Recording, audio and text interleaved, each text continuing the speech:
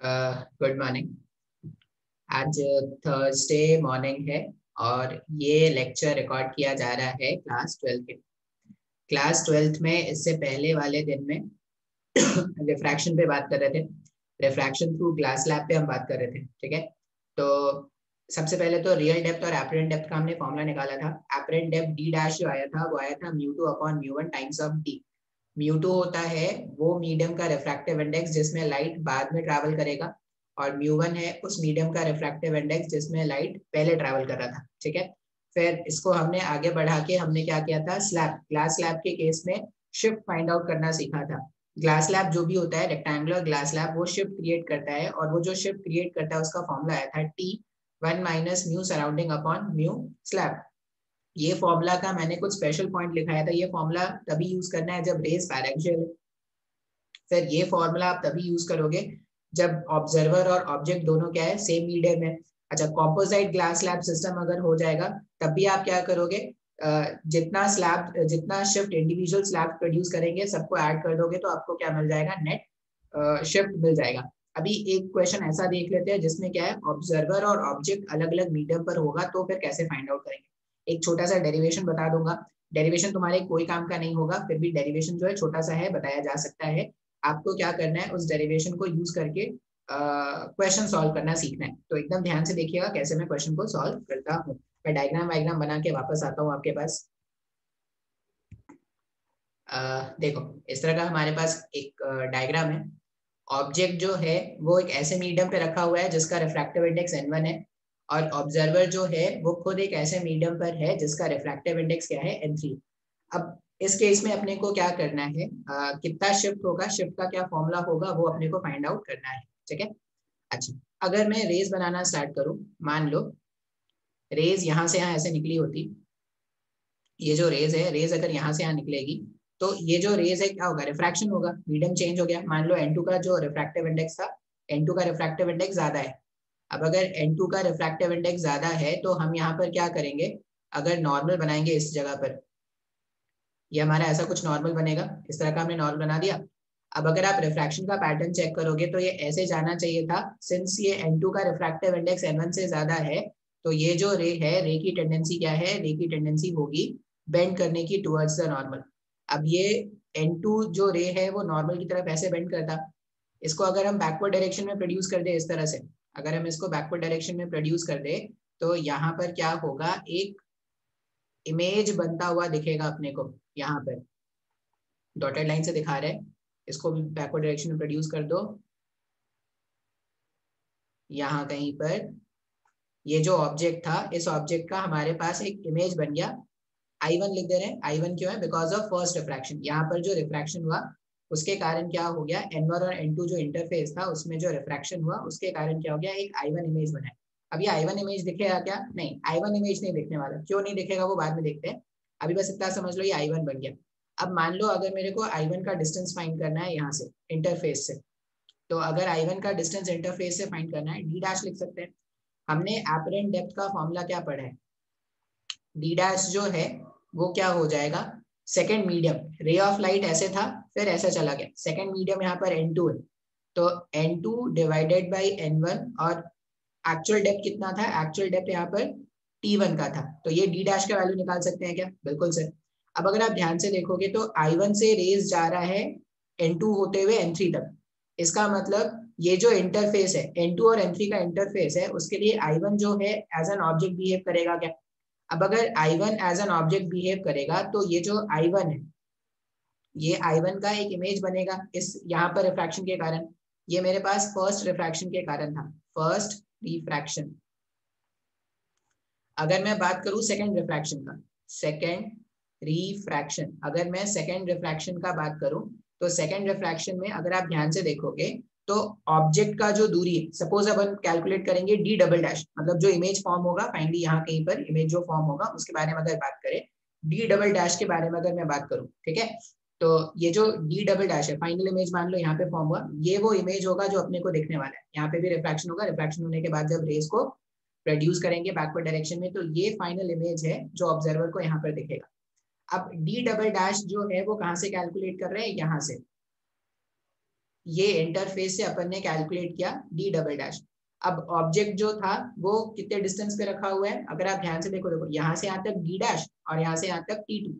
तो अपन अगर D double dash calculate करेंगे, इस बार सेकेंड मीडियम कौन सा है, N3 सेकेंड मीडियम है, और रेस कहाँ से आ रहा था, N2 से आ रहा था, तो N3 N1 मैंने प्लेस कर दिया। और डी डबल डैश का वैल्यू जो होगा वो इसका एक्चुअल डिस्टेंस अगर देखोगे तो यहाँ से यहाँ डी डैश और यहाँ से यहाँ T2, तो ये हो जाएगा डी डैश प्लस T2। ये बेसिक है, मैं अभी कोई फॉर्मूला नहीं जानता था तो मैंने बेसिक से इस तरह से लिख दिया। मैंने डी डबल डैश बोला, यहाँ पे जब रिफ्रैक्शन होगा उसके कारण जो इमेज बनेगा आई, तो यहाँ से यहाँ जो डिस्टेंस था उसको मैंने मान लिया डी डबल डैश। अब अगर मेरे को डी डबल डैश कैलकुलेट करना है तो इसके लिए रियल डेप्थ क्या हो जाएगा ऑब्जेक्ट का, रियल डेप्थ ऑब्जेक्ट का ये हो जाएगा क्या, यहाँ से यहाँ T2, यहाँ से यहाँ डी डैश, तो डी डैश प्लस T2 हो जाएगा। अब सेकेंड मीडियम N3 है और फर्स्ट मीडियम N2 है, तो N3 अपॉन N2 इस तरह से लिख दिया। तो अगर आप इसको देखोगे तो डी डबल डैश का जो वैल्यू आ रहा है वो आ रहा है N3 upon N2। D dash का वैल्यू कितना था, डी डैश का वैल्यू है N2 upon N1 T1 plus T2, ऐसा कुछ आया क्या। ये N2 वाले टर्म को ना अंदर मल्टीप्लाई कर देंगे अगर, तो हमारे पास ऐसा आ जाएगा डी डबल डैश का वैल्यू आ जाएगा, N2 वाले टर्म को अगर मैं मल्टीप्लाई कर दूं तो ये हो जाएगा N3 बाहर में, ये N2 से ये N2 कैंसिल हो जाएगा, तो T1 अपॉन N1 आ गया, T1 अपॉन N1 आ गया, प्लस T2 अपॉन N2 आ जाएगा क्या। हाँ सर बिल्कुल समझ में आ रहा है। तो मेरे को यहाँ से यहाँ का लेंथ मिल गया, यहाँ से यहाँ का लेंथ। अब अपने को कैलकुलेट करना है शिफ्ट, ये लेंथ कैलकुलेट करना है कि कितने से शिफ्ट हो रहा है। शिफ्ट अगर कैलकुलेट करना है तो शिफ्ट कैलकुलेट करने के लिए क्या कर सकते हैं, यहां से यहाँ T2 और यहां से यहाँ T1, तो T2 प्लस T1 से अगर मैं माइनस कर दूं, एक मिनट, जो शिफ्ट है अपने को शिफ्ट फाइंड आउट करना था ना, हाँ अपने को क्या करना है शिफ्ट, आप चाहो तो शिफ्ट भी फाइंड कर सकते हो। शिफ्ट कैसे फाइंड आउट करोगे, मैं ना कुछ डायग्राम खाली कर रहा हूँ तो शायद ज्यादा, ये डी डैश का काम समझ में आ गया, डी डैश को हटा देते हैं, ठीक है, ये डी डबल डैश भी हटा देते हैं, डी डबल डैश भी आपको डायग्राम से समझ में आ रहा होगा डी डबल डैश क्या है हमारे पास। अभी देखो, अगर मेरे को शिफ्ट कैलकुलेट करना होता तो शिफ्ट के लिए अपन क्या कैलकुलेट करते हैं, यहाँ से यहाँ ये T2 हो गया और यहाँ से यहाँ ये T1 हो गया, तो T2 प्लस T1 यहाँ से हो गया, और ये मेरे पास यहाँ से यहाँ का डिस्टेंस आया था डी डबल डैश, तो T2 प्लस T1 से अगर मैं डी डबल डैश माइनस कर दूंगा तो मेरे को शिफ्ट मिल जाएगा क्या। शिफ्ट ऐसे कैलकुलेट कर सकते हैं। या अगर मेरे से ये पूछा जाए डिस्टेंस अगर मेरे को कैलकुलेट करना है, मान लो मैं कैलकुलेट करना चाहता हूँ डिस्टेंस फ्रॉम, कहाँ लिखूँ इसको, यहाँ लिखते हैं, ठीक है, ये डेरिवेशन तो मैंने कर लिया है, आप स्क्रीन पॉज करके नोट कर लेना। Distance of final image, distance of final image, distance of final image from observer, ये अपने को कैलकुलेट करना है ऑब्जर्वर से, ठीक है, ऑब्जर्वर से फाइनल इमेज जो डिस्टेंस का होगा, मतलब यहां से लेके, मैं कोई अलग कलर से मार्क करके दिखा दूं, यहां से लेके यहां तक का डिस्टेंस अपने को जानना है। अच्छा, यहां से यहां का डिस्टेंस आया था डी डबल डैश, ठीक है, तुम चाहो तो स्क्रीन को बार बार पॉज करके धीरे धीरे कर करके देखना, लेकिन समझना पड़ेगा। यहाँ से यहाँ हमारे पास डी डबल डैश था, डी डबल डैश में अगर मैं T3 ऐड कर दूं तो मेरे को टोटल डिस्टेंस मिल जाएगा ना, तो टोटल डिस्टेंस कितना हो जाएगा, ये हो जाएगा N3 T1 upon N1 plus T2 upon N2, इसमें अपने को ऐड करना है T3। अब इसको एक स्टैंडर्ड फॉर्मूला बनाने के लिए ना, इसको एक स्टैंडर्ड फॉर्मूला बनाने के लिए क्या करते हैं, ध्यान से देखना, एक स्टैंडर्ड फॉर्मूला देखो, अगर डेरिवेशन समझ में आ रहा है तो ठीक है, अच्छी बात है, नहीं तो एंड रिजल्ट ही याद रखना है। स्टैंडर्ड रिजल्ट बनाने के लिए N3 यहाँ पे रहने दिया, यहाँ पे T1 अपॉन N1 है प्लस T2 अपॉन N2 है, और T3 में क्या करते हैं ना, N3 से मल्टीप्लाई कर देते हैं और N3 से डिवाइड कर देते हैं इनटू T3। सर ऐसा क्यों किया, इधर भी N3 है इधर भी N3 है, दोनों से अगर मैं N3 कॉमन बाहर निकाल दूं, अगर मैं N3 कॉमन बाहर निकाल दूं तो N3 कॉमन बाहर निकालने पर जो डिस्टेंस आएगा from observer, distance from observer का वैल्यू आएगा वो कितना हो जाएगा, मैंने N3 कॉमन बाहर निकाल दिया तो बहुत ही सुंदर सा फॉर्मूला आ जाएगा T1 upon N1 plus T2/N2 plus T3/N3। ठीक है, ये फॉर्मूला अपने को क्या करना है, याद रखना है। अच्छा, अगर ये सिनेरियो देखोगे तो ये जो N3 है एक्चुअल में वो ऑब्जर्वर का मीडियम है, मतलब जिस मीडियम में ऑब्जर्वर रखा है, इसको T0 मान लेंगे, इसको N0 मान लेंगे, तो इधर T0/N0 भी लिख सकते हैं क्या। तो ये वो फॉर्मूला है जो अपने को याद रखना है इन केस ऑफ जब ऑब्जेक्ट और ऑब्जर्वर अलग अलग मीडियम में होंगे तब। ठीक है, मैंने बाकी केसेस के लिए भी फॉर्मूला बताया था। केसेस याद रखना, फॉर्मूला याद रखना, केसेस याद रखना, फॉर्मूला याद रखना। डेरिवेशन किसी भी एग्जाम के लिए जरूरत नहीं है आपको, कोई भी एग्जाम आ जाए कोई डेरिवेशन नहीं चाहिए, आपको ये फॉर्मूला याद रखना है। तो जब भी ऑब्जेक्ट और ऑब्जर्वर अलग अलग मीडियम पर है तो आप ये फॉर्मूला यूज करोगे। अब मेडिकल में भी क्वेश्चन आएगा, मेंस में भी क्वेश्चन आएगा, तो हम क्या करते हैं, इस पे बेस्ड एक प्रॉब्लम करके देखते हैं। देखो क्वेश्चन कैसा है, क्वेश्चन में ये बोल रहे हैं कि ऐसे इममिसिबल लिक्विड्स हैं। ठीक है, ये लिक्विड 1, ये लिक्विड 2, ये लिक्विड 3। लिक्विड 1 का रिफ्रैक्टिव इंडेक्स है कितना, 1.5, यहाँ पे 2, ये 1.2, और इनका ना लेंथ गिवन है, ये 15 सेंटीमीटर का था, ये 20 सेंटीमीटर का है, ये 12 सेंटीमीटर का है। अब ये जो ऑब्जर्वर है, ये ऑब्जर्वर क्या कर रहा है, एक ऑब्जेक्ट को देखने वाला है, ये एक ऑब्जेक्ट था, ये ऑब्जर्वर इस ऑब्जेक्ट को देखने वाला है। क्वेश्चन में पूछा गया है find the position of image, इस ऑब्जेक्ट का जो इमेज होगा फ्रॉम द ऑब्जर्वर, इस ऑब्जर्वर के रिस्पेक्ट में जो इमेज बनेगा वो कहां पर बनेगा, ये अपने को कैलकुलेट करना है। और ये बोला गया है कि observer is very close to medium 1, ये मीडियम 1 के बहुत ज्यादा क्लोज है। तो बिल्कुल सही है सर, हमने अभी एक फॉर्मूला देखा था, यहाँ पे हमने जो फॉर्मूला देखा है वो ऐसा फॉर्मूला है N3। N3 क्या है, तो या इसको इसको अगर जब हमने जनरलाइज किया था, ये N3 एक्चुअल में ऑब्जर्वर का मीडियम था ना, N0, T1 N1 plus T2 N2, बीच में और भी 1000 मीडियम आ जाए, इसको ऐसा लिख देना डॉट डॉट डॉट डॉट। इसको मैं जनरलाइज कर देता हूँ, ये जो फॉर्मूला मैंने डिराइव किया है ना, जनरलाइज फॉर्मूला जो आप याद करोगे, इन जनरल डी क्या है यहाँ पर, distance of object, distance of object from the observer, from the observer, इसका फॉर्मूला है यहाँ पर लिखना N0। N0 मतलब जिस मीडियम पर ऑब्जर्वर रखा है उसका रिफ्रैक्टिव इंडेक्स। आप डायग्राम देखना, N3 का वही मीडियम था। फिर यहाँ पर N1/T1 plus N2/T2 dot dot dot N observer upon T observer, ऐसा ही था ना, ये T1/N, उल्टा हो गया यार, उल्टा हो गया भाई साहब, ये ईशान जल्दी आ, देख बच्चे बुला रहे हैं खेलने के लिए। T1/N1 plus T2/N2 dot dot dot, बीच में 1000 मीडियम आ जाए, T for observer divided by N for observer. ये फॉर्मूला आप सिंपली यूज कर लेना, सॉल्व कर लेना, आंसर आ जाएगा। जैसे इस वाले क्वेश्चन को अगर सॉल्व करना स्टार्ट करें तो N0, अब ये जो ऑब्जर्वर है कुछ नहीं बोला गया है, मतलब ऑब्जर्वर कौन से मीडियम पे रखा हुआ है, ऑब्जर्वर रखा हुआ है एयर मीडियम पर, कुछ नहीं बोला गया है, मतलब ऑब्जर्वर रखा हुआ है एयर मीडियम पर। ठीक है, तो अगर मैं डिस्टेंस डी कैलकुलेट करूंगा तो N0 के प्लेस में 1 रख दिया, ब्रैकेट ओपन, T1, यहां से यहाँ का गैप कितना है 15 सेंटीमीटर का, तो T1 के प्लेस में रख दिया 15 डिवाइडेड बाई N1 कितना था, N1 था 1.5 का, प्लस यहाँ से यहाँ कितना था, यहाँ से यहाँ 20 सेंटीमीटर है और रिफ्रैक्टिव इंडेक्स कितना है 2 का है। फिर थर्ड जो मीडियम है उसमें गैप है 12 सेंटीमीटर का और ये कितना है 1.5 का। अच्छा, अगर आप देखोगे तो T ऑब्जर्वर अपॉन N, अब अगर ऑब्जर्वर इसके बहुत पास में रखा हुआ है मतलब T ऑब्जर्वर का वैल्यू 0 हो गया, अगर T ऑब्जर्वर का वैल्यू 0। अच्छा, तुम इधर से ऐड करना स्टार्ट करो, इधर से ऐड करना स्टार्ट करो, बात एक ही है एडिशन में, 2 + 3 + 5 करो या 5 + 3 + 2 करो, रिजल्ट सेम आता है।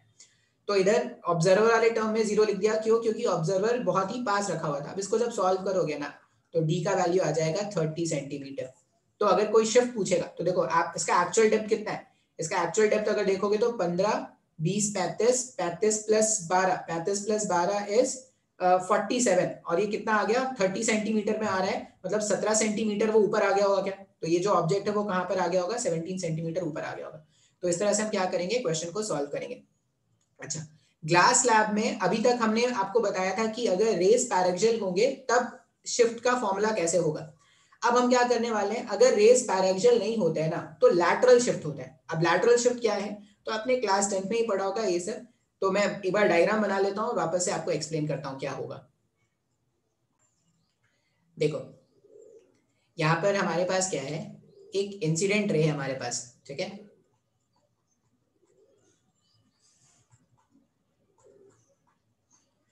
ऐसा एक इंसिडेंट रे था, ये इंसिडेंट रे ऐसा चलता हुआ आ रहा था, यहाँ पर हिट किया तो ये बनाया इसने एंगल ऑफ इंसिडेंस, ठीक है। यहाँ पर पहला रिफ्रैक्शन हुआ, जब पहला रिफ्रैक्शन हुआ तो ये हो गया हमारा पहला रिफ्रैक्शन का एंगल ऑफ रिफ्रैक्शन। यहाँ पर angle of refraction small r लिख लो। अब जितना एंगल ऑफ रिफ्रैक्शन यहाँ पर है वही यहाँ पर क्या हो जाएगा, सेकंड वाले, देखो एक बार यहाँ पर रिफ्रैक्शन होना है, एक बार यहाँ पर रिफ्रैक्शन होगा। इस वाले केस में ये एंगल ऑफ इंसिडेंस है और ये एंगल ऑफ रिफ्रैक्शन है स्मॉल आर। अब क्या हो जाएगा, अगर देखोगे ये दोनों एक ग्लास स्लैब पर परपेंडिकुलर है, मतलब ये दोनों नॉर्मल क्या होंगे, पैरेलल होंगे, मतलब ये एंगल भी क्या हो जाएगा, आर हो जाएगा। तो ये सेकंड वाले केस में ये एंगल ऑफ इंसिडेंस है, और जो एंगल से ये बाहर आता है उसको बोलते हैं एंगल ऑफ इमर्जेंस। आप जानते भी होंगे कि एंगल ऑफ इंसिडेंस जो होता है वो एंगल ऑफ इमर्जेंस के इक्वल होता है, ये सब शायद आप जानते हो, ठीक है।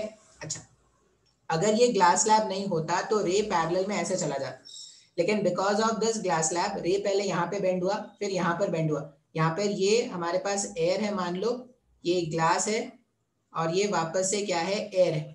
तो एयर ग्लास में जब रिफ्रैक्शन हुआ तो नॉर्मल की तरफ बेंड कर गया, ग्लास एयर में जब रिफ्रैक्शन हुआ तो नॉर्मल से अवे चल गए। तो आई इक्वल्स टू ई होता है, ठीक है। ये सब लोअर क्लासेस में सिखाते थे, नहीं आता है तो बहुत अच्छी बात है, नहीं आता है तो अब मैं नहीं सिखा सकता उसको, समय की कमी है, भारी कमी है समय की, तो वो सब नहीं बताऊंगा जो काम का नहीं है।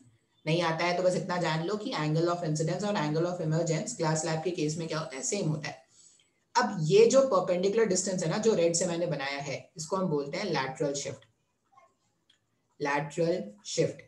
अब लैटरल शिफ्ट कब डोमिनेंट कर, लैटरल शिफ्ट कब देखना होता है अपने को ग्लास स्लैब में, जब रेज पैरेक्सियल नहीं होते, जब रेज नॉर्मल होंगे तब हम क्या करेंगे, लैटरल शिफ्ट देखते हैं। लैटरल शिफ्ट का मतलब है कि एक्चुअल रे और वो जो इमर्जेंट रे है उनके बीच में एक गैप होता है। अब ये जो गैप है उसी को हम क्या बोलते हैं, लैटरल शिफ्ट। अब ये जो लैटरल शिफ्ट है ना, इसका अपने को वैल्यू कैलकुलेट करना होता है। लैटरल शिफ्ट का वैल्यू इतना कोई तूफानी बात नहीं है।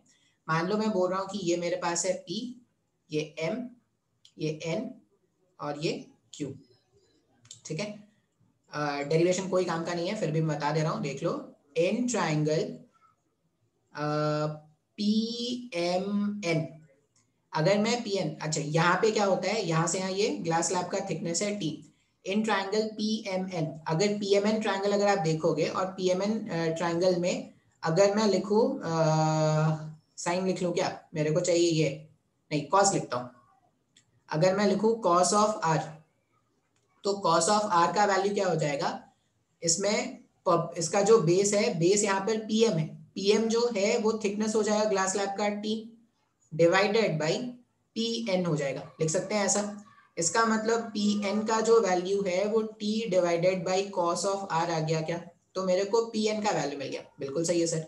अब मैं कौन सा ट्राइंगल यूज करूंगा, अगर मैं यूज करूं इन ट्राइंगल, ये Q पॉइंट ये नहीं था, Q पॉइंट ये है, ठीक है, क्योंकि मेरे को लैटरल शिफ्ट चाहिए। इन ट्राइंगल PNQ, ये PNQ जो ट्राइंगल है इसमें ये इस पे परपेंडिकुलर डिस्टेंस है, तो ये परपेंडिकुलर अगर हो गया, ठीक है। अच्छा, ये पूरा अगर एंगल R है तो ये जो बचा हुआ एंगल होगा वो I माइनस R होगा क्या, वर्टिकली ऑपोजिट एंगल। ये पूरा अगर I था, ये पूरा एंगल अगर I है, ध्यान से देखना, अगर ये पूरा एंगल I है तो ये पूरा भी एंगल कितना होता, I होता।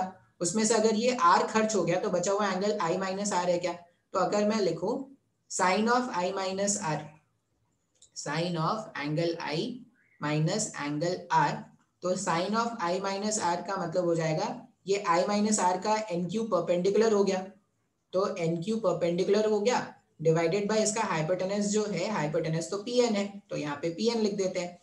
इसका मतलब NQ जो लैटरल शिफ्ट है, NQ जो लैटरल शिफ्ट है, उस लैटरल शिफ्ट का वैल्यू कितना आ रहा है, PN टाइम्स ऑफ NQ। ये कितना आ जाएगा, PN times of sine I minus R। अब PN का वैल्यू अगर मैं सब्सटीट्यूट करूं, अगर मैं PN का वैल्यू सब्सटीट्यूट करूं तो PN का वैल्यू हमने कितना फाइंड किया था, T अपॉन कॉस R। तो यहाँ पे लैटरल शिफ्ट का वैल्यू कितना आता है, लैटरल शिफ्ट का वैल्यू हो जाएगा पीएन का वैल्यू आया था t upon cos of r, और इधर हो जाएगा sine of i minus r. ये हमारे पास वैल्यू हो जाएगा लैटरल शिफ्ट का। अब ये आपको याद रखना है फॉर्मूला वाइज, ठीक है। इसमें और भी बुक्स में और भी सॉल्व करके दिखाते हैं, आई और आर के टर्म्स में लिख के दिखाते हैं, तुम वो फालतू का टाइम वेस्ट मत करना। एक सिंपल सा क्वेश्चन सॉल्व करने के लिए दूंगा, वो ट्राई करो, आप खुद ब खुद समझ जाओगे। अच्छा, एक चीज देख लो कि लैटरल शिफ्ट जो है वो ग्लास स्लैब के थिकनेस के डायरेक्टली प्रोपोर्शनल। जितना ज्यादा ग्लास स्लैब का थिकनेस होता है उतना ज्यादा लैटरल शिफ्ट होता है, ठीक है। एक क्वेश्चन सॉल्व करके देखो, एक ऐसा डायग्राम दे रखा है जिसमें ग्लास स्लैब है 10 सेंटीमीटर का और ये एंगल बताया गया है 30 डिग्री का, और जो ग्लास स्लैब है उसका खुद का रिफ्रैक्टिव इंडेक्स कितना है √3। अपन क्या अपने को कैलकुलेट क्या करना है, अपने को कैलकुलेट करना है लैटरल शिफ्ट। अब लैटरल शिफ्ट का फॉर्मूला अभी तो देखा था, एलएस लैटरल शिफ्ट देखा था, t sine of i minus r divided by cos of r, ऐसा कुछ था क्या। अच्छा, अब एंगल ऑफ इंसिडेंस पता है क्या, 30 डिग्री एंगल ऑफ इंसिडेंस है क्या, नहीं। एंगल ऑफ इंसिडेंस होता है नॉर्मल और इंसिडेंट रे के बीच का एंगल। तो 60 डिग्री का अपने पास एंगल ऑफ इंसिडेंस हो गया। अगर यहाँ पर रिफ्रैक्टिव इंडेक्स पता है और एंगल ऑफ इंसिडेंस पता है तो एंगल ऑफ रिफ्रैक्शन फाइंड कर सकते हैं ना स्नेल्स लॉ से। स्नेल्स लॉ क्या हो जाएगा, sine of i sine 60 upon sine r refractive index of second medium. Second medium मतलब ये ग्लास स्लैब का मीडियम, उसका रिफ्रैक्टिव इंडेक्स √3 है, और refractive index divided by refractive index of first medium, ये 1 हो जाएगा। जब आप साइन आर का वैल्यू फाइंड आउट करोगे तो यहाँ पर अपन क्या लिखेंगे, साइन 60, हाँ साइन 60 का वैल्यू है √3 divided by 2 equals to √3 times of sine r. ये √3 से √3 अगर गायब करेंगे तो आर का वैल्यू 60 डिग्री का, सॉरी आर का वैल्यू 30 डिग्री का आ गया क्या। अब एक बार आर का वैल्यू मिल गया, टी का वैल्यू पता है, तो लैटरल शिफ्ट कैलकुलेट कर सकते हैं ना। लैटरल शिफ्ट क्या हो जाएगा, लैटरल शिफ्ट हो जाएगा टी के प्लेस में रख दिया 10 sine of i minus r, 60 minus r sine 30 हो गया, डिवाइडेड बाई कॉस 30 हो गया। वैल्यूज पुट कर लेना, जो भी आएगा वो क्या हो जाएगा, अपना आंसर हो जाएगा, ठीक है। तो इस तरह से आप क्या करोगे, लैटरल शिफ्ट वाले क्वेश्चन को सॉल्व करोगे। नेक्स्ट में हम बात करेंगे क्रिटिकल एंगल और TIR, टोटल इंटरनल रिफ्लेक्शन के बारे में। क्रिटिकल एंगल शायद ऐसा कुछ पहले भी पढ़ा हो, नहीं पढ़ा है तभी इतना कोई मुश्किल सा चीज नहीं है, बहुत ही आसान है। देखो क्या है, क्रिटिकल एंगल के लिए हमेशा याद रखना कि रेस को डेंसर मीडियम से रेयर मीडियम जाना है, हमेशा याद रखना। क्रिटिकल एंगल या TIR जो भी है उसमें हमेशा याद रखेंगे रेस को डेंसर मीडियम से रेयर मीडियम जाएगा तभी ये कहानी हो पाएगी, तब नहीं तो ये कहानी नहीं हो पाएगी। मान लो अभी कुछ एंगल ऑफ इंसिडेंस होगा। अब हम जानते हैं कि जब भी रेज जो है वो डेंसर मीडियम से रेयर मीडियम की तरफ जाता है तो it has a tendency of bending away from the normal. तो नॉर्मल से अवे बेंड होके रेयर मीडियम में ऐसा कुछ रे चला जाएगा। अच्छा ठीक है भाई साहब, अगर मैं बोलूं कि मैंने क्या किया, मैंने अपने एंगल ऑफ इंसिडेंस को बढ़ाना स्टार्ट किया, ठीक है। अगर मैं एंगल ऑफ इंसिडेंस को बढ़ाऊंगा, मैं अपने एंगल ऑफ इंसिडेंस को बढ़ाता हूं। अब अगर मैं एंगल ऑफ इंसिडेंस को बढ़ाऊंगा तो एंगल ऑफ इंसिडेंस को बढ़ाने से क्या होगा, ये जो एंगल ऑफ इंसिडेंस था अगर मैं इसको बढ़ाया, मैंने एंगल ऑफ इंसिडेंस को बढ़ाया, तो एंगल ऑफ इंसिडेंस को बढ़ाने से ये जो रिफ्रैक्शन एंगल है, यहाँ पर एंगल ऑफ रिफ्रैक्शन है वही बढ़ना स्टार्ट हो जाएगा क्या, बिल्कुल सही। अब ये जो एंगल ऑफ इंसिडेंस है ना, इसको मैंने बढ़ा बढ़ा के, पहले यहाँ पर था, मैंने रे को घुमा घुमा के क्या किया, इस तरह से मैंने एंगल ऑफ इंसिडेंस को एडजस्ट किया है। मैंने एंगल ऑफ इंसिडेंस को इस तरह से एडजस्ट किया कि ये जो रिफ्रैक्टेड रे है, ये जो रिफ्रैक्टेड रे है, ये रिफ्रैक्टेड रे क्या कर रहा है, ये जो इंटरफेस था ना रेयर मीडियम और डेंसर मीडियम का इंटरफेस, इसको जस्ट ग्रेज करता हुआ पास हो रहा है। ग्रेज करता हुआ पास कर रहा है मतलब इसको जस्ट ऐसे टच करके, एयर वाटर का जो इंटरफेस है वो टच करता हुआ पास हो रहा है। या आप ऐसा बोल दो कि मैंने ये जो एंगल ऑफ इंसिडेंस था इसको ऐसा एडजस्ट किया है कि जो एंगल ऑफ रिफ्रैक्शन हो गया वो 90 डिग्री हो गया। तो हम ऐसा बोलते हैं the angle of incidence, the angle of incidence, the angle of incidence when rays are moving, when rays are moving from a denser medium, from a denser medium to a rarer medium. हमने क्या बोला, the angle of incidence when rays are moving from a denser medium to a rare medium, denser medium से जब वो rare medium में जाएगा, angle of incidence when rays are moving from denser medium to rare medium such that the angle of refraction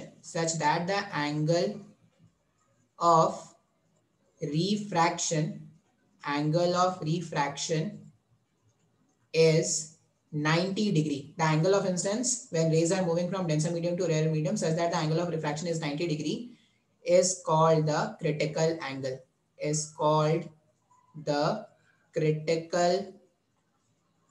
तो ये critical angle क्या है? Critical angle वो एंगल ऑफ इंसिडेंस है जिसके लिए क्या हो जाएगा, एंगल ऑफ रिफ्रैक्शन 90 डिग्री हो जाएगा। या जो रिफ्रैक्टेड रे है, ये क्या करेगा, इंटरफेस को जस्ट ग्रेस करता हुआ पास हो जाएगा। ठीक है, अब अगर आपने ये एकदम ध्यान से समझना, ये सब क्वेश्चंस में यूज होता है। अगर मैंने डेंसर मीडियम से एक रे ऑफ लाइट को क्रिटिकल एंगल ऑफ इंसिडेंस पे भेजा है तो रिफ्रैक्टेड रे क्या हो जाएगा, 90 डिग्री का हो जाएगा। मान लो ऐसा करते, क्या करते कि अगर रेयर मीडियम से एक रे ऑफ लाइट भेजते, जो क्या होता, जस्ट ग्रेस करता हुआ पास होता, तो आफ्टर रिफ्रैक्शन के बाद ये क्या करेगा, ये इस तरह से क्रिटिकल एंगल पे मूव कर जाएगा। बात समझ में आ रहा है? मतलब अगर डेंसर से रेयर भेजते क्रिटिकल एंगल पर तो 90 डिग्री पे चला जाएगा, और अगर रेयर से डेंसर भेजेंगे सच दैट वो सरफेस को जस्ट ग्रेस करता हुआ पास हो रहा है, तो जब वो रिफ्रैक्ट करेगा तो वो क्रिटिकल एंगल पर रिफ्रैक्ट करेगा, आईसी पर रिफ्रैक्ट करेगा। बात समझ में आ रहा है क्या? अच्छा ठीक है सर, ये तो समझ में आ गया कि अगर angle of incidence critical angle के बराबर हो गया तो जो एंगल ऑफ रिफ्रैक्शन है वो 90 डिग्री का हो जाएगा। लेकिन अगर मैं क्रिटिकल एंगल से भी ज्यादा रख दूं अगर एंगल ऑफ इंसिडेंस, तो क्या होगा? तो if the angle of incidence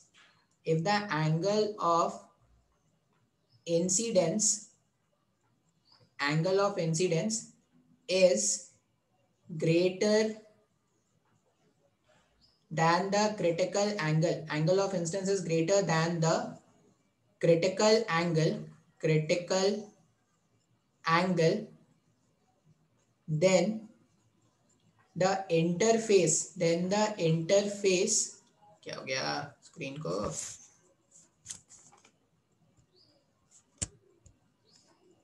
then the interface, ये जो इंटरफेस है, then the interface will behave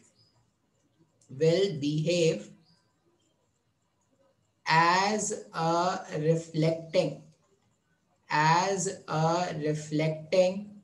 surface. The interface will behave as a reflecting surface and the ray will reflect back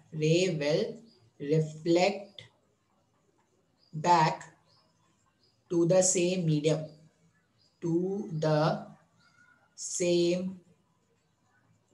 क्या मतलब है सर इसका? हमने क्या बोला कि अगर क्रिटिकल एंगल पर भेज रहे थे तो वो 90 डिग्री पे ग्रेज होके पास हो रहा था। अगर मैं एंगल ऑफ इंसिडेंस को अब अगर क्रिटिकल एंगल से भी ज्यादा रख दूं, अगर देखोगे तो वो जो ब्लू वाला रे है उसमें जो एंगल ऑफ इंसिडेंस है, ये जो एंगल ऑफ इंसिडेंस है वो क्या है, क्रिटिकल एंगल से भी ज्यादा है। तो अगर इंसिडेंट रे क्रिटिकल एंगल से भी ज्यादा हो जाएगा डेंसर मीडियम पर, तो ये जो रे ऑफ लाइट होता है वो क्या करता है, वो टकराकर उसी मीडियम पर वापस आ जाएगा। मतलब अब कोई रिफ्रैक्शन नहीं होगा, अब क्या होने वाला है, रिफ्लेक्शन होने वाला है। ये जो इंटरफेस था ना, ये जो इंटरफेस था यहाँ पर, जो इंटरफेस था, this interface will start acting, ये जो इंटरफेस था, ये interface will start acting as a reflecting surface। अब रिफ्लेक्टिंग सरफेस था तो जितना एंगल ऑफ इंसिडेंस इसने फॉर्म किया उतना ही क्या होगा, एंगल ऑफ रिफ्लेक्शन पर ये वापस आ जाएगा। मतलब ये एंगल और ये एंगल क्या हो जाएगा, सेम हो जाएगा। तो इसको हम बोलते हैं total internal reflection. Total internal reflection का सीधा सा मतलब है जब भी एंगल ऑफ इंसिडेंस का वैल्यू क्रिटिकल एंगल से ज्यादा हो गया, अब रिफ्रैक्शन नहीं होगा, अब क्या होगा, रिफ्लेक्शन होगा, वो रिफ्लेक्ट करके सेम मीडियम पर आ जाएगा। लेकिन याद रखना है क्रिटिकल एंगल या टीआईआर तभी पॉसिबल है जब रेज जो है वो डेंसर मीडियम से रेयर मीडियम पे जा रहा है। तो आई होप ये टीआईआर और ये आपको समझ में आया होगा। ठीक है, अब ये जो डायमंड का स्पार्कलिंग होता है ना, वो टीआईआर के कारण ही होता है। ये जो डायमंड स्पार्कल करते हैं वो क्या करते हैं, TIR के कारण ही करते हैं। तुमने सुना होगा कि डायमंड की क्या की जाती है, पॉलिशिंग की जाती है। वो जो डायमंड होते हैं, डायमंड को पॉलिश किया जाता है। अब डायमंड को पॉलिश क्यों किया जाता है? मान लो ये ब्लू डायमंड है, ब्लू डायमंड थोड़ा मुश्किल होता है क्या मिलना, पता नहीं, मेरे को डायमंड वायमंड कितना पता नहीं है। सपोज ऐसा कुछ है, ये जो डायमंड है, डायमंड की पॉलिशिंग की जाती है ना, हीरे को तराशना पड़ता है। अब ये जो डायमंड है ना, इसमें जब एक बार लाइट का रे एंटर करता है, ये जो डायमंड है, इस डायमंड में एक बार जब लाइट का रे एंटर करेगा तो कुछ ही सरफेस ऐसा होते हैं जिससे ये क्या करेगा, रिफ्रैक्ट करके बाहर आ जाएगा। ये क्या करता है ना, ये ऐसे घूमता रहता है, यहाँ पे गया, टोटल इंटरनल रिफ्लेक्शन हुआ, फिर टोटल इंटरनल रिफ्लेक्शन हुआ एंड सो ऑन। अब एक बार में क्या है, बहुत सारे रेज एंटर करेंगे। अब बहुत सारे रेज एंटर करते हैं, लेकिन कुछ ही ऐसे सरफेसेस होते हैं जहां से रेज क्या होते हैं, बाहर निकलते हैं। तो जब रेज बाहर निकलते हैं तो वो क्या करते हैं, एक बड़ी सी बीम बन के निकलते हैं। तो क्या होता है, जब बहुत ही बड़ी सी मोटी सी बीम बन के निकलती है तो अपने को ऐसा लगता है कि ये जो डायमंड है वो क्या कर रहा है, रिफ्रैक्ट, वो क्या कर रहा है, चमक रहा है। एक्चुअल में डायमंड नहीं चमकता, वो टोटल इंटरनल रिफ्लेक्शन के कारण उसका शाइननेस होता है। इसमें क्रिटिकल एंगल का वैल्यू क्या होता है, बहुत कम होता है। Critical angle for diamond is very less. कितना होता है इसका, जो क्रिटिकल एंगल फॉर डायमंड जो है ना, वो 24.2 डिग्री के आसपास है। इसका मतलब क्या होगा, अगर 24.2 डिग्री से कम का रेज अगर हुआ, मान लो अगर मैं बोलूं कि एंगल ऑफ इंसिडेंस, जैसे अभी हमने देखा था ना, ऐसा था। अब अगर क्रिटिकल एंगल बहुत छोटा है, अगर मैं बोल रहा हूँ कि इसका क्रिटिकल एंगल बहुत छोटा है, तो मोस्ट ऑफ द रेज क्या हो जाएंगे, ऐसे ही रिफ्लेक्ट होके इधर ही वापस आ जाएंगे ना। अब अगर रिफ्लेक्ट होके वापस आ जा रहे हैं, TIR ज्यादा होगा, तो जब वो बाहर निकलेंगे ना, तो यहाँ पे रेज क्या हो रहे हैं, इंटरफेरेंस ऐसे जुड़ते जाएंगे और फिर वो क्या हो गया, एक मोटी सी बीम बन के बाहर निकलते हैं। तो अपने को ऐसा लगता है कि डायमंड चमक रहा है, एक्चुअल में डायमंड नहीं चमकता। सिंस डायमंड का क्रिटिकल एंगल बहुत कम है, तो रिफ्रैक्शन के चांसेस कम होते हैं और TIR के चांसेस ज्यादा होते हैं। ऐसा नहीं होता कि रेज रिफ्रैक्ट होकर ऐसे चला गया, TIR होता रहता है, होता रहता है, होता रहता है, और जब वो बाहर निकलता है तो एक साथ बीम बन के बाहर निकलता है, जिसके कारण से क्या होता है, अपने को ये डायमंड चमकता हुआ दिखता है। अब यहाँ पे क्रिटिकल एंगल में एक रिलेशन फाइंड करते हैं। कैसे फाइंड करेंगे वो देखो। मान लो ये मेरा इंटरफेस था, ये रेयर मीडियम है, म्यू आर ले लेते हैं इसका रिफ्रैक्टिव इंडेक्स, और ये डेंसर मीडियम है, इसका रिफ्रैक्टिव इंडेक्स हम क्या ले लेते हैं, म्यू डी ले लेते हैं। ठीक है, ये नॉर्मल है मान लेते हैं। ठीक है, और मैंने रे जो था, रे मैंने इस पे गिराया है क्रिटिकल एंगल पर। इस पे जो रे फॉल हुआ है वो फॉल हुआ है क्रिटिकल एंगल पर, आईसी क्रिटिकल एंगल। जब आईसी पर रे फॉल होता है तो वो क्या करता है, रिफ्रैक्शन के बाद इंटरफेस को जस्ट ग्रेस करता हुआ पास हो जाएगा। बिल्कुल सही है सर। स्नेल्स लॉ लगा सकते हैं क्या यहाँ पर? हाँ सर, लगाया जा सकता है। स्नेल्स लॉ क्या बोलता है, sine of angle of incidence upon sine of angle of refraction is refractive index of second medium. यहाँ पे जो रेयर मीडियम है वो रिफ्रैक्टिव इंडेक्स सेकंड मीडियम का हो गया क्या, क्योंकि सेकंड में लाइट रेयर मीडियम में जाता, divided by refractive index of first medium. तो जब मैं इसको सॉल्व करूँ, साइन 90 तो 1 होता है सर। इसका मतलब साइन ऑफ आईसी जो है वो क्या हो जाएगा, mu r divided by mu d हो जाएगा क्या। अच्छा, अब मोस्ट ऑफ द टाइम ये जो रेयर मीडियम होता है वो एयर होता है, तो if rare medium is air, if rarer medium if rarer medium is air, अगर ये जो रेयर मीडियम है अगर वो एयर होता तो sine of IC rare medium का ये कितना हो जाएगा, 1 हो जाएगा। तो ये इस तरह से लिख देंगे क्या, 1/म्यू। तो इस तरह से आप देखना बुक्स में आपको 1000 बार ये फॉर्मूला लिखा हुआ मिल जाएगा कि sine of IC equals to 1/म्यू। यहाँ से आप चाहो तो आईसी भी कैलकुलेट कर सकते हो, IC is equal to sine inverse 1/म्यू। इस तरह से हम क्रिटिकल एंगल भी कैलकुलेट कर सकते हैं। अच्छा, अब इसमें ना एक बहुत ही इंपॉर्टेंट ग्राफ होगा। फिर से मेडिकल वाले जो स्टूडेंट है उनको बस ग्राफ याद रख लेना है, ठीक है। जेई वाले स्टूडेंट ग्राफ का फॉर्मेशन कैसे होगा वो भी उनको ध्यान रखना है, ठीक है। तो जो अगला 10 मिनट का लेक्चर है वो मेडिकल वाले स्टूडेंट चाहे तो स्किप कर सकते हैं। वो क्या करेंगे, सिर्फ एंड में ग्राफ देख लेंगे किस किस के बीच का ग्राफ है, ठीक है। और थोड़ा सा आपको देखना पड़ेगा कि किसके बीच में ग्राफ प्लॉट करने वाले हैं, क्यों ग्राफ प्लॉट करेंगे, कैसे ग्राफ प्लॉट करेंगे, वो उनको नहीं देखना है, ठीक है। देखो हमने क्या किया है, ये N2 N1 मेरे पास दो इंटरफेस है। N2 ये डेंसर मीडियम है और N1 क्या है, रेयर मीडियम है। अच्छा, अब यहाँ पर मैंने एक रे डायग्राम लिया, ये एंगल ऑफ इंसिडेंस था और ये एंगल ऑफ रिफ्रैक्शन। अब मैं ना डिविएशन और एंगल ऑफ इंसिडेंस के बीच में ग्राफ प्लॉट करने वाला हूँ। बोलोगे डिविएशन, हाँ तो डिविएशन है ना भाई साहब, यहाँ पर अगर आप देखोगे तो डिविएशन हो रहा है। ये रे ऑफ लाइट अगर आप इसको छोड़ देते फ्री तो ये रे ऑफ लाइट ऐसा कहीं भागता, ये रे ऑफ लाइट जो है ऐसा कहीं था। अब रे ऑफ लाइट अपने पाथ से डिविएट हो गया ना, इसको मैं बना देता हूँ डॉटेड लाइन से। अगर ये मीडियम में चेंज नहीं होता तो जो रे ऑफ लाइट है वो कुछ ऐसा भागता क्या, इस तरह से ऐसे ऐसे मूव करके भागता। अब ये क्या हो गया, ये जो रे ऑफ लाइट है अगर आप ध्यान से देखोगे तो इतने एंगल से डिविएट हो गया क्या। अच्छा, अब अगर मैं इस वाले केस में डिविएशन फाइंड करूं तो ये जो डिविएशन होगा, ये जो डिविएशन के लिए हमेशा डेल्टा यूज करेंगे। डिविएशन का बहुत ज्यादा इंपॉर्टेंस है, अलग अलग केसेस में आप देखना है डिविएशन आएगा हमारे पास। अब ये जो डिविएशन है वो एक्चुअल में क्या हो गया, एंगल आर माइनस एंगल आई हो गया क्या। बिल्कुल सर। अच्छा, ये आर भी वेरिएबल है और ये आई भी वेरिएबल है। तुम अगर आई चेंज करोगे तो एंगल ऑफ रिफ्रैक्शन चेंज होगा, तो आर भी वेरिएबल है आई भी वेरिएबल, तो ग्राफ ऐसे नहीं बना पाएंगे। तो दो वेरिएबल में से किसी एक वेरिएबल को हटाना पड़ेगा। अब ध्यान से देखना मैं कैसे रिमूव कर रहा हूँ, ठीक है। फिर से कैलकुलेशन कोई काम का नहीं है, तुम बस रिजल्ट देखना कि रिजल्ट कैसे आ रहा है। तो डिविएशन को मैंने लिखा आर। अच्छा, आर के प्लेस में अपन क्या लिखेंगे, स्नेल्स लॉ अगर मैं यूज करता यहाँ पर तो स्नेल्स लॉ ये बोलता है कि sine of I upon sine of R, sine of I upon sine of R, refractive index of second medium, refractive index of second medium divided by refractive index of first medium. मतलब n2 times of sine of I जो है वो n1 times of sine of R के equal है। अब यहां से अगर मैं r का वैल्यू फाइंड करूं तो मैं साइन ऑफ r को ये लिख सकता हूं ना, sine of r is equal to n2 sine i upon n1, ये लिख सकते हैं क्या। अब अगर साइन ऑफ r को मैंने ये लिखा n2 साइन ऑफ i, सही लिखा ना रे भाई साहब, तो कुछ गलत ना हो जाए, कोई नहीं सही है, ठीक है। n2,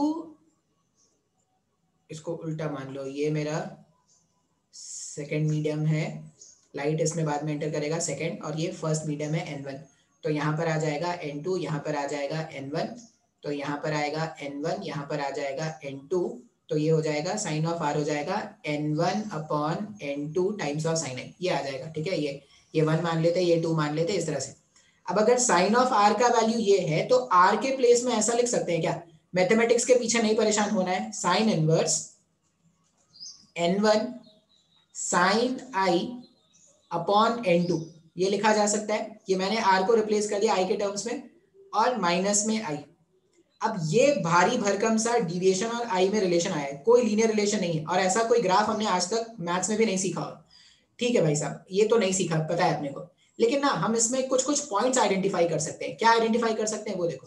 मान लो अगर मैं बोलूं कि एंगल ऑफ इंसिडेंस का वैल्यू 0 है, अगर एंगल ऑफ इंसिडेंस का वैल्यू 0 हो गया तो ये टर्म 0 हो गया, ये टर्म 0 हो गया, यहाँ पर साइन ऑफ आई 0 हो जाएगा। साइन ऑफ आई का वैल्यू 0 होने का मतलब ये पूरा ब्रैकेट वाला टर्म 0 हो गया, तो साइन इनवर्स 0 भी 0 हो जाएगा क्या, तो 0 माइनस 0 वापस से 0 हो जाएगा। तो अगर आई का वैल्यू 0 है तो डिविएशन का वैल्यू भी 0 हो जाएगा।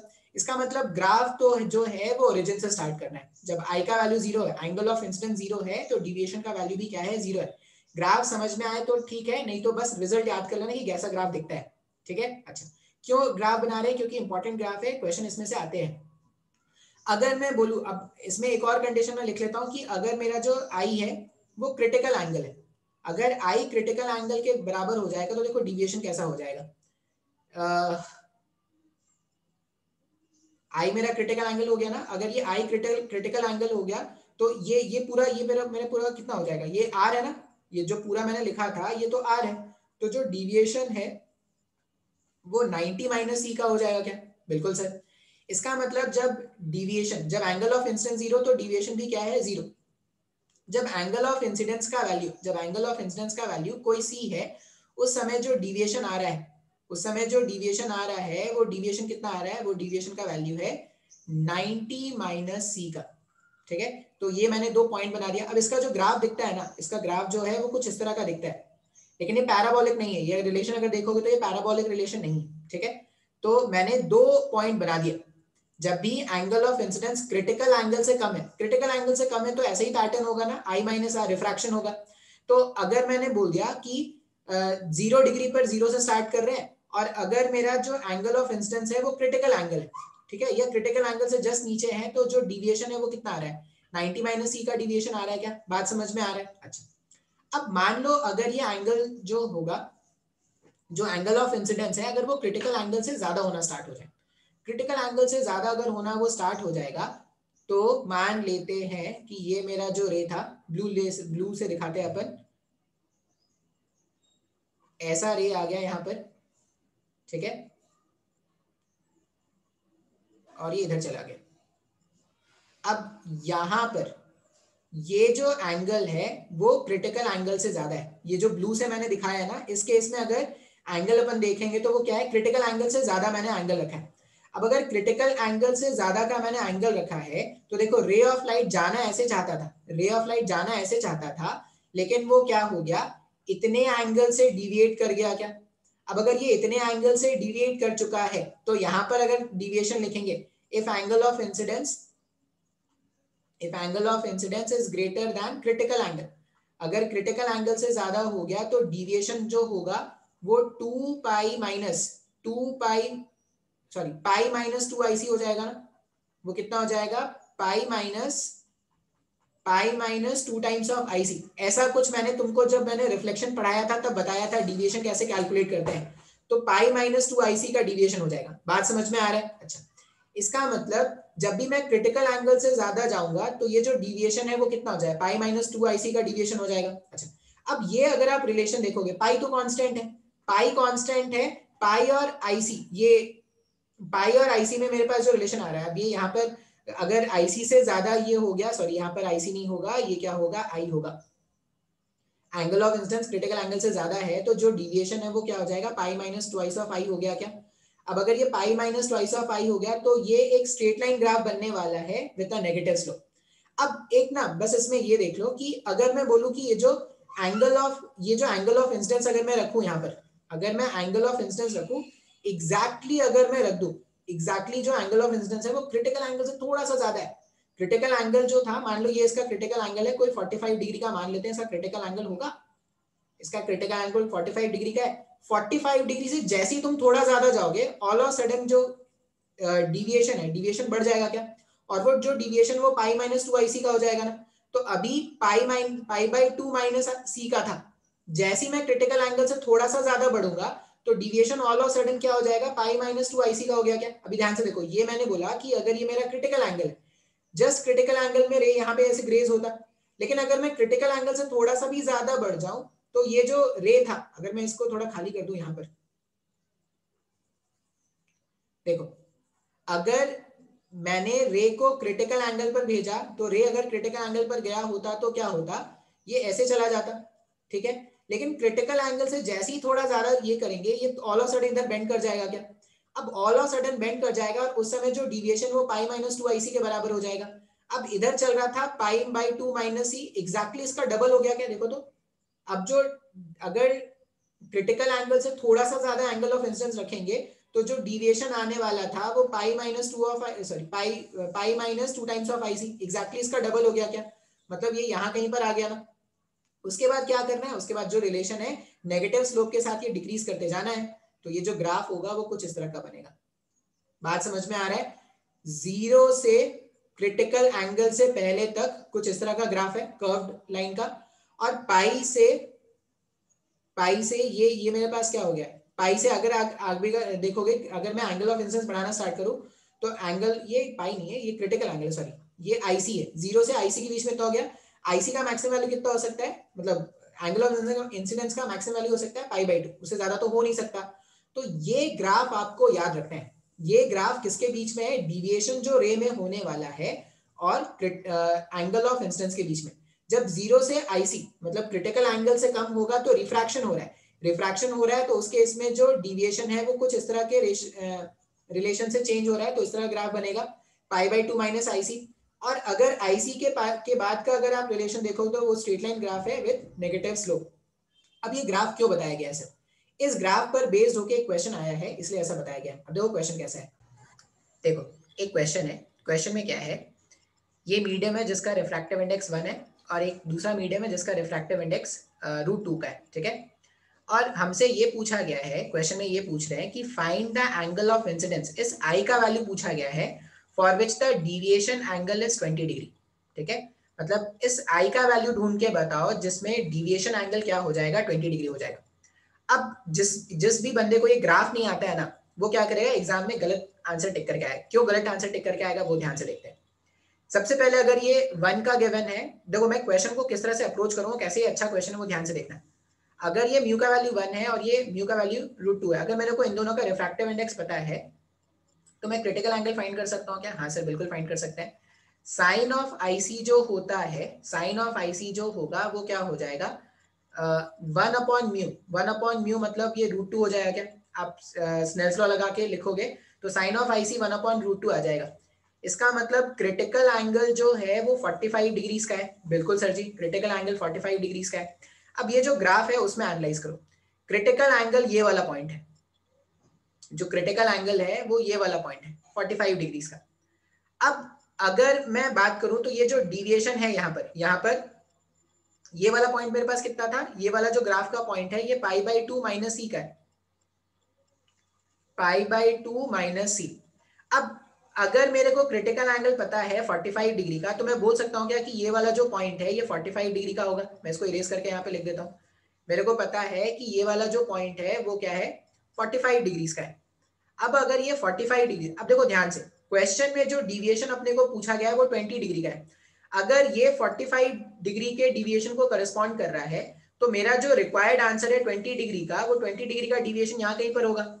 अब अगर 20 डिग्री का डिविएशन यहाँ कहीं पर है तो वो मेरे ग्राफ को 2 पॉइंट पे कट कर रहा है क्या? ध्यान से देखो, एक तो इस पॉइंट पर कट कर रहा है और एक इस पॉइंट पर कट कर रहा है। मतलब एक एंगल ऑफ इंसिडेंस मेरे को यहाँ पर मिलेगा, एक एंगल ऑफ इंसिडेंस मेरे को यहाँ पर मिलेगा।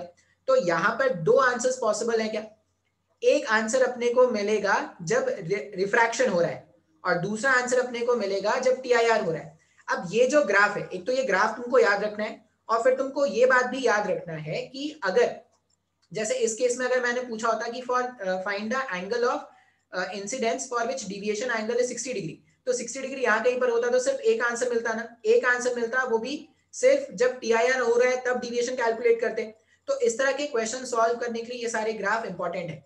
अब बहुत ही मुश्किल है इस तरह का ग्राफ याद रखना, फिर उससे क्वेश्चन एनालाइज करना, तो ये सब थोड़ा टफ कंसेप्ट हो जाता है। मेडिकल के लिए सब ऐसा कुछ नहीं है, मेडिकल में ये ग्राफ याद कर लें काफी है, मेडिकल में उनको यूज करके क्वेश्चन सॉल्व करने को नहीं आएगा। तो मेडिकल के लिए क्वेश्चन नहीं है ये, जो भी क्वेश्चन है वो एडवांस और मेंस के लिए।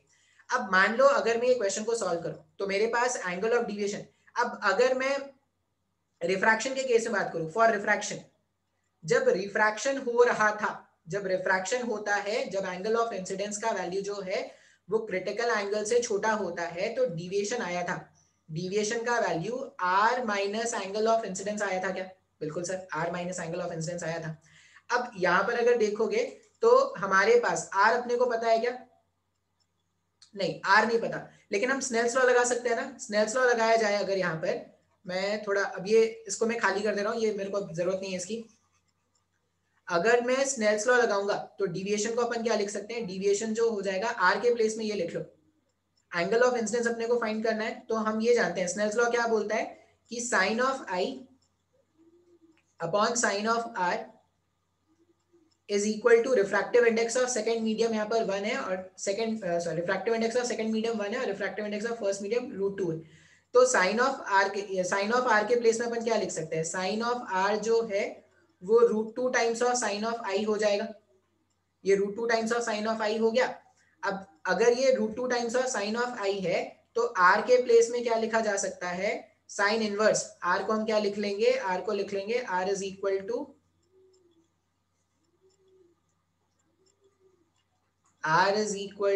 Sign inverse √2 times of sine i, ये लिख लेंगे।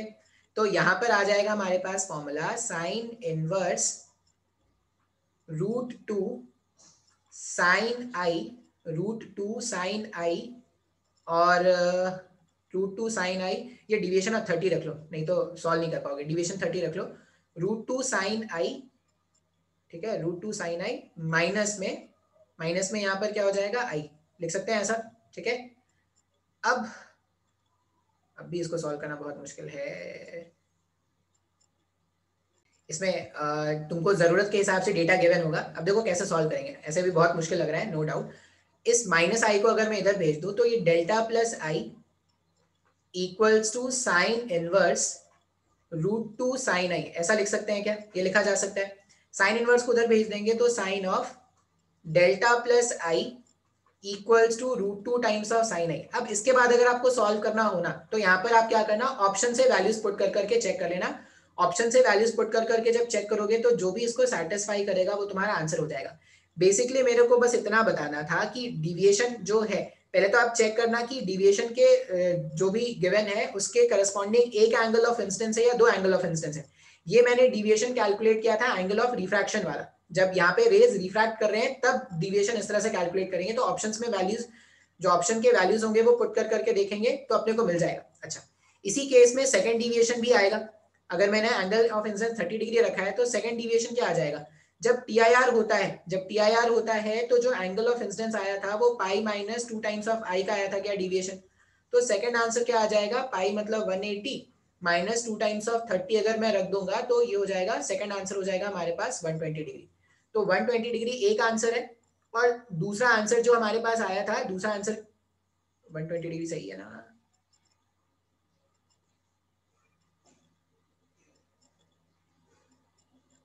सॉरी, ये आई का वैल्यू नहीं, क्या कर रहे हैं यार, आई का वैल्यू ढूंढना है। आई का वैल्यू ढूंढना है तो यहाँ पे रखो, अपन यहाँ पे रख दिया 2 टाइम्स ऑफ आई।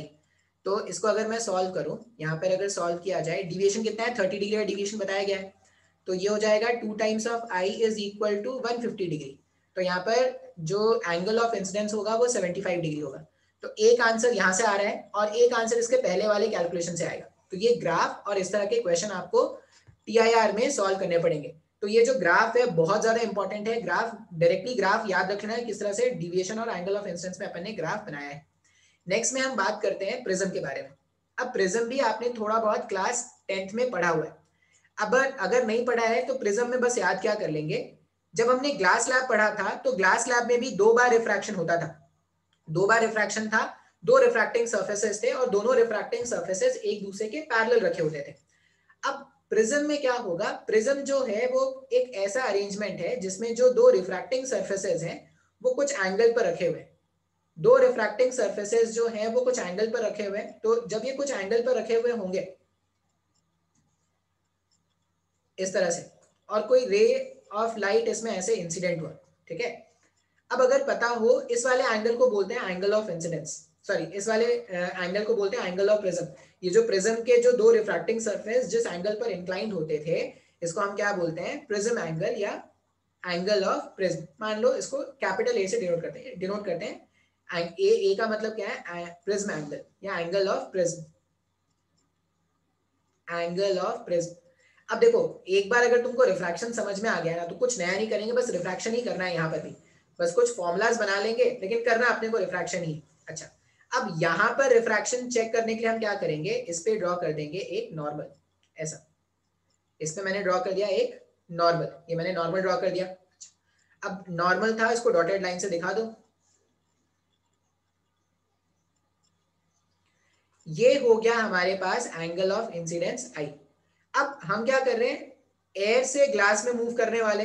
अगर एयर से ग्लास में मूव करेंगे तो हम क्या कर रहे हैं, रेयर मीडियम से डेंसर मीडियम में जा रहे हैं। तो रे ऑफ लाइट जो है उसकी टेंडेंसी क्या है, नॉर्मल के तरफ बेंड करने की होगी। तो ये जो रे ऑफ लाइट है वो कुछ ऐसा बेंड कर जाएगा, ये जो रे ऑफ लाइट है वो कुछ ऐसा बेंड कर जाएगा। अब ये एंगल ऑफ इंसिडेंस था और यहां पर पहली बार रिफ्रैक्शन हुआ तो इसको हम लिख दे रहे हैं एंगल ऑफ रिफ्रैक्शन 1r1। बात समझ में आया। फिर जो ये रे ऑफ लाइट है, जैसे ये रे ऑफ लाइट यहां पर पहुंचेगा फिर से इसको क्या मिलने वाला है, मीडियम चेंज हो सकता है। अगर फिर से मीडियम चेंज होगा तो फिर से हम क्या करेंगे, फिर से हम बना देंगे नॉर्मल। अब नॉर्मल का मतलब फिर से परपेंडिकुलर ड्रॉप कर दो। तो इस तरह से मैंने फिर से वापस से क्या कर दिया, परपेंडिकुलर ड्रॉप कर दिया। डॉटेड लाइन से दिखा देते हैं, नॉर्मल था इसीलिए। अब ये एंगल ऑफ रिफ्रैक्शन यहां पर हुआ, यहां पर भी एक नया एंगल ऑफ रिफ्रैक्शन बनेगा, मान लो इसको मैं बोल देता हूं R2। अब डेंसर से रेयर मीडियम की तरफ जाएंगे तो रे ऑफ लाइट की टेंडेंसी क्या होगी, away from the normal bend करने की होगी। तो ये जो रे ऑफ लाइट है वो अवे फ्रॉम द नॉर्मल इस तरह से बेंड हो जाएगा और इसको हम बोलते हैं एंगल ऑफ इमर्जेंस, और ये होता है इमर्जेंट रे। तो प्रिज्म जो है वो कोई नया बात नहीं है, बस क्या होगा, यहाँ पर भी रिफ्रैक्शन ही होगा, लेकिन इस बार दोनों जो रिफ्रैक्टिंग सरफेसेस हैं वो कुछ एंगल पर क्या है, ऐसे इंक्लाइंड है। तो जब वो एंगल पर इंक्लाइंड होंगे तो यहाँ पर हम क्या करेंगे, इस तरह से रिफ्रैक्शन के पैटर्न को देखेंगे। अब अपने को ना कुछ रिलेशंस फाइंड आउट करने हैं, ठीक है, कुछ रिलेशंस फाइंड आउट करने हैं। तो ध्यान से देखना हम रिलेशंस कैसे फाइंड आउट करेंगे। ये एंगल R1 है, ये एंगल R2 है, ठीक है। अच्छा, यहाँ पर अपने को फाइंड करना होता है एंगल ऑफ डिविएशन। मैंने आपको बताया था बार बार, एंगल ऑफ डिविएशन की बहुत ज्यादा इंपॉर्टेंस है। रेस कितने एंगल से डिविएट कर गए इसकी बहुत ज्यादा इंपॉर्टेंस है। जैसे ये जो इंसिडेंट रे था, इंसिडेंट रे क्या करता, अगर ये प्रिज्म नहीं मिलता तो इंसिडेंट रे ऐसा कुछ मूव करता क्या? अगर ये प्रिज्म नहीं होता तो जो इंसिडेंट रे है वो ऐसा कुछ मूव कर जाता। लेकिन जो ऑब्जर्वर है, यहाँ पर जो ऑब्जर्वर है, इस ऑब्जर्वर को लगा कि रे यहां तक आया होगा और फिर इस वाले पॉइंट से क्या कर गया, रे जो था वो बेंड कर गया क्या? ऐसा जो ऑब्जर्वर है उसने ये देखा कि रे ऑफ लाइट यहां तक तो शानदार एंटर किया, लेकिन उसके बाद से ये ऐसा बेंड हो गया क्या? अब ये जो एंगल है ना, ये जो एंगल है इसको हम क्या बोलते हैं, डिविएशन एंगल, डेल्टा। अब अपने को फाइंड करना होता है डिविएशन एंगल। हम यहाँ पर क्या करने वाले हैं, डेरिवेशन करने वाले हैं फॉर डिविएशन एंगल, डेरिवेशन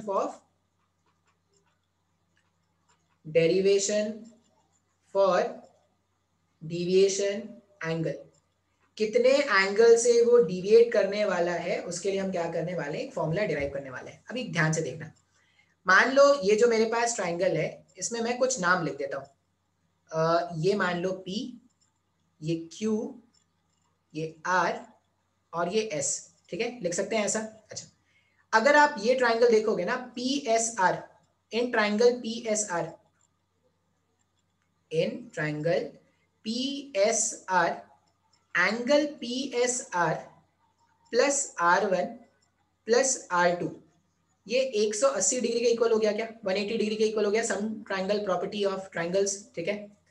और ये नॉर्मल है तो ये पूरा 90 डिग्री होगा ना, इस पे ये परपेंडिकुलर था, इस पे भी ये परपेंडिकुलर है तो ये 90 डिग्री हो जाएगा। मैं लिखूं इन क्वाड्रिलैटरल, APSR, हम जानते हैं कि sum of all the angles in a quadrilateral is 360 degree. तो ये 90 है, ये 90, तो मैं ऐसा लिख सकता हूं ना, angle of prism plus 90 degree plus 90 degree plus angle PSR equals to 360 degree. बिल्कुल सर, PSR के प्लेस में 180 माइनस R1 प्लस R2 लिख सकते हैं क्या? ये जो PSR है यहाँ पर ऐसा लिखते हैं, एंगल A प्लस ये 90 प्लस 90 ऐड करके 180 हो गया, प्लस PSR के प्लेस में अगर यहाँ पर लिखेंगे तो ये हो जाएगा 180 माइनस में R1 माइनस में R2 इक्वल्स टू 360 लिख सकते हैं सर, बिल्कुल लिख सकते हैं। ये 360 180 180 गायब कर दिया हमने। तो एंगल A का वैल्यू जो है वो R1 प्लस R2 के इक्वल आ रहा है क्या? अब ये बहुत इंपॉर्टेंट रिजल्ट होता है, ये जो रिफ्रैक्शन हुआ ना, रिफ्रैक्शन के बाद जो R1 और R2 जो एंगल मिले थे उन दोनों का सम जो होगा वो हमेशा एंगल ऑफ प्रिज्म के इक्वल होता है। बिल्कुल सही है सर, अपने को समझ में आ रहा है। अच्छा, अब आप ट्राइंगल देखो PQ, देखो थोड़ा बहुत ज्योमेट्री तो यूज होगा ही, तो ज्योमेट्री अगर नहीं आता है तो तुमको दिक्कत होगा, लेकिन आई होप, देखो ज्योमेट्री अगर नहीं आता है तो सिर्फ एंड रिजल्ट याद रखना। इन ट्राइंगल PQR, ये जो PQR ट्राइंगल है उसमें मैं ये जो डेल्टा एंगल है वो एक्चुअल में इस PQR का एक्सटीरियर एंगल है क्या? तो मैं डेल्टा एंगल को ये लिख सकता हूँ ना, डेल्टा एंगल को क्या लिख सकते हैं, एंगल QPR प्लस QRP। अब एंगल QPR अगर आप ध्यान से देखोगे तो वो angle of incidence minus R1 है। देखो ये एंगल ऑफ इंसिडेंस था तो ये पूरा भी एंगल ऑफ इंसिडेंस होता, उसमें से अगर मैंने R1 खर्च कर लिया तो बचा हुआ एंगल क्या है, I माइनस R1। उसी तरह एंगल QSP को अगर आप देखोगे, QRP को अगर देखोगे तो QRP क्या हो जाएगा, एंगल E माइनस R2 हो जाएगा। तो डिविएशन एंगल जो है वो आ रहा है I plus E minus of R1 plus R2 को मैं A से रिप्लेस कर सकता हूँ क्या? तो ये डिविएशन एंगल है जिसका रिलेशन अपने को क्या करना होता है, याद रखना होता है। तो डिविएशन एंगल का रिलेशन हमने लिख दिया I plus E minus A, ये हमारे पास डिविएशन एंगल का वैल्यू आ गया। अब एक ग्राफ बनता है, ठीक है, फिर से ग्राफ कैसे बन रहा है, कौन बना रहा है ग्राफ, उसके बारे में नहीं सोचना है, अपने को बस ग्राफ याद रखना, और ग्राफ ऐसा याद रखना है कि इसमें से क्वेश्चन सॉल्व कर पाए। मैथमेटिक्स है, भारी भर का मैथमेटिक्स है, तो भारी भर का मैथमेटिक्स पे हम नहीं जा रहे, हम सिर्फ ग्राफ याद करें। और तुमको अगर ऐसा लग रहा है कि सर लेक्चर बहुत टफ हो रहा है, तो तुम क्या करना, खुद का अपना एक नोट्स बनाना जिसमें तुम सिर्फ फॉर्मूलाज लिखना, सिर्फ डेरिवेशंस के पीछे मत परेशान होना, कोई डेरिवेशन एग्जाम में नहीं आने वाला। अगर तुमको लग रहा है कि सर कोई डेरिवेशन, लेक्चर बहुत टफ हो रहा है डेरिवेशन के कारण, तुम डेरिवेशन स्किप कर सकते हो, सिर्फ तुमको एंड रिजल्ट याद रखना है, फॉर्मूला याद रखना है, ठीक है। अब यहाँ पे ये जो डिविएशन है, ये डिविएशन है, और एंगल ऑफ इंसिडेंस के बीच में अपने को क्या करना होता है, ग्राफ प्लॉट करना होता है। एक्सपेरिमेंटल रिजल्ट है, ये क्लास 10th में भी तुमने ये एक्सपेरिमेंट किया होगा। यहाँ पर अपन रखेंगे डिविएशन एंगल, और यहाँ पर अपन रखेंगे एंगल ऑफ इंसिडेंस। अब डिविएशन एंगल और एंगल ऑफ इंसिडेंस का जो ग्राफ बनता है ना, ग्राफ कुछ ऐसा बनता है,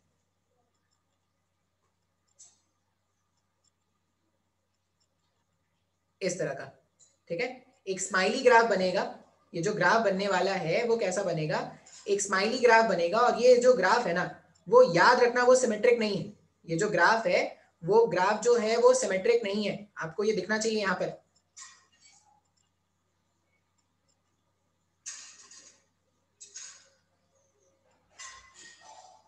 ऐसा है, ये लेफ्ट साइड जो ग्राफ का पार्ट है और राइट साइड जो ग्राफ का पार्ट है, दोनों सिमेट्रिक नहीं है, ये पैराबोलिक ग्राफ नहीं है, तो ये बात अपने को याद रखना है। अच्छा, डिविएशन का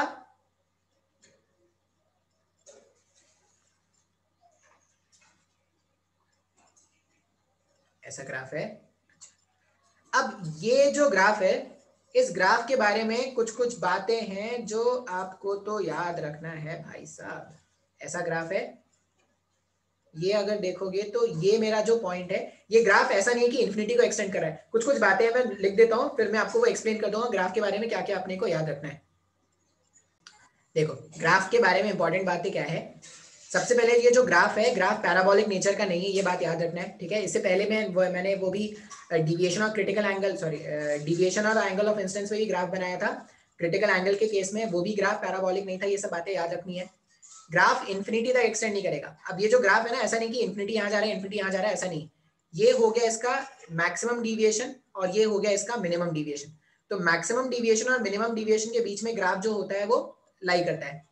ग्राफ सिमेट्रिक नहीं है, ये आपको डायग्राम से भी दिख रहा होगा, लेफ्ट साइड छोटा होता है, राइट साइड जो होता है वो ज्यादा होता है। अच्छा, अब मैक्सिमम डिविएशन जो है, अगर आप देखोगे तो ये देखो मैक्सिमम डिविएशन, इसका मैक्सिमम एंगल ऑफ इंसिडेंस कितना हो सकता है, एंगल ऑफ इंसिडेंस, ये मैं प्रिज्म में बात कर रहा हूं। अब तुम खुद से सोचो, अगर ये प्रिज्म है तो प्रिज्म में आप मैक्सिमम एंगल ऑफ इंसिडेंस कितना रख सकते हो, यही तो रख सकते हो ना, 90 डिग्री।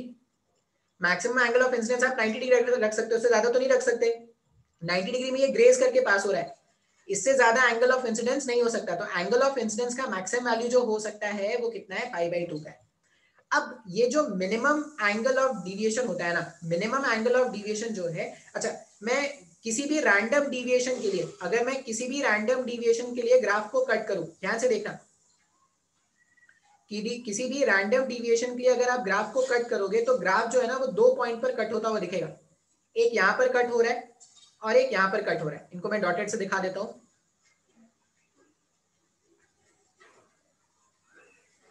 इसका मतलब क्या है कि एक पर्टिकुलर डिविएशन के लिए मेरे को 2 एंगल ऑफ इंसिडेंस मिल रहा है, ये होता है एंगल ऑफ इंसिडेंस और ये होता है एंगल ऑफ इमर्जेंस। अब इसका मतलब क्या है सर, इसका मतलब क्या है, ये जो पॉइंट्स है, पॉइंट्स अगर आपने ध्यान से लिख लिया है तो ध्यान से देखो, ये जो पॉइंट जो है, पॉइंट अगर आपने नोट डाउन कर लिया है तो ध्यान से देखो, ये लाइन उड़ गया इसका, हाँ मान लो ये प्रिज्म है,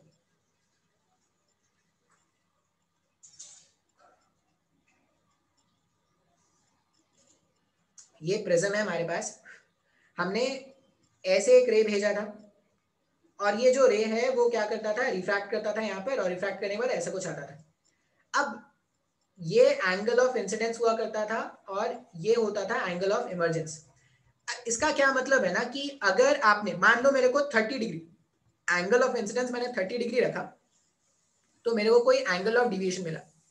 अब इस एंगल ऑफ इंसिडेंस के करस्पॉन्डिंग कुछ एंगल ऑफ इमर्जेंस होगा ना, इस एंगल ऑफ इंसिडेंस के करस्पॉन्डिंग कुछ एंगल ऑफ इमर्जेंस होगा। अगर मैं एंगल ऑफ मान लो ऐसा बोल रहे हैं, इफ एंगल ऑफ इंसिडेंस जो था वो 30 डिग्री का था और उसके करस्पॉन्डिंग एंगल ऑफ इमर्जेंस जो आया वो 45 डिग्री का है। अब अगर मैं एंगल ऑफ इंसिडेंस को 45 डिग्री का रखूंगा ना, तो एंगल ऑफ इंसिडेंस जो है वो क्या आ जाएगा, 30 डिग्री का आ जाएगा। मतलब अगर आपने रे को ऐसे भेजा था तो वो ऐसे भाग रहा था, रे को अगर आप उल्टे साइड से भेजोगे तो इस तरह से रिट्रेस करेगा। इसका मतलब दो एंगल ऑफ इंसिडेंस ऐसे हो सकते हैं जिसके लिए अपने को डिविएशन का वैल्यू क्या मिलना स्टार्ट हो जाए, सेम मिलना स्टार्ट हो जाए। अच्छा, जब डिविएशन मिनिमम होता है उस केस में क्या होता है, आई और ई का वैल्यू क्या हो जाता है, सेम हो जाता है। ये बात याद रखने वाली है कि for minimum angle of deviation in prism, for minimum angle of deviation, for minimum angle of deviation, ठीक है, angle of incidence is equal to angle of emergence. और ये भी आप लिख सकते हो, for any angle of incidence, for any angle of deviation, for any angle of deviation, we can have two values, we can have two values of angle of incidence and angle of emergence, ठीक है। for any angle of deviation we can have two values of, अगर angle 30 degree जैसे हमने बताया था 30 degree अगर है तो 45 एंगल ऑफ इमर्जेंस आया था, अगर 45 डिग्री एंगल ऑफ इंसिडेंस होगा तो 30 डिग्री हमारे पास क्या होगा, एंगल ऑफ